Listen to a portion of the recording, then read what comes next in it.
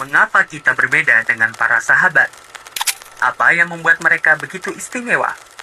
Pertanyaan inilah yang diajukan oleh Sayyid Qutb dalam karyanya Ma'alim fi Thariq ketika membahas tentang Jilu Qur'aniyin Farid, generasi Qur'an yang unik dan tak tertandingi. Mari kita renungkan sejenak. Al-Quran yang dahulu diturunkan kepada mereka, hari ini masih kita baca dan hafalkan. Bahkan, ia telah tersusun rapi dalam satu mushaf, mudah diakses, dan telah banyak ditafsirkan oleh para ulama. Namun, satu hal yang menggelitik untuk dipertanyakan. Mengapa hasil dari interaksi kita dengan Al-Quran sangat berbeda dari para sahabat? Ada beberapa faktor yang bisa dijelaskan.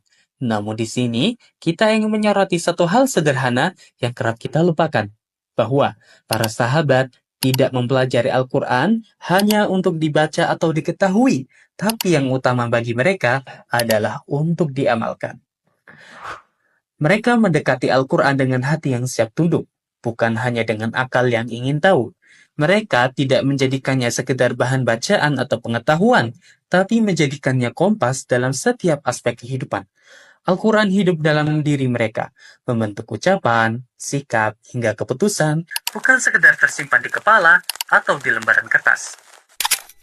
Sayyid Qutb menggambarkan hal ini dengan sangat indah. Inna hadzal Qur'ana la yumnahu kunuzahu illa liman yuqbil alaihi bihadhihi ruh al-ma'rifati al-munsyi'ati lil amal.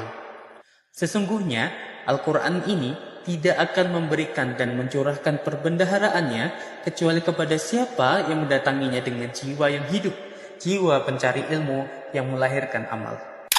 Maka, ini adalah saat yang tepat bagi kita, terutama para santri, untuk bermuhasabah.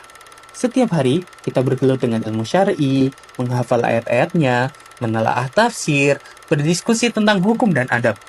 Tapi, sudahkah semua itu benar-benar menumbuhkan kedekatan kita dengan Al-Quran sebagai pedoman hidup? Kita perlu bertanya pada diri sendiri, apakah ilmu yang kita pelajari sudah menjelma menjadi amal?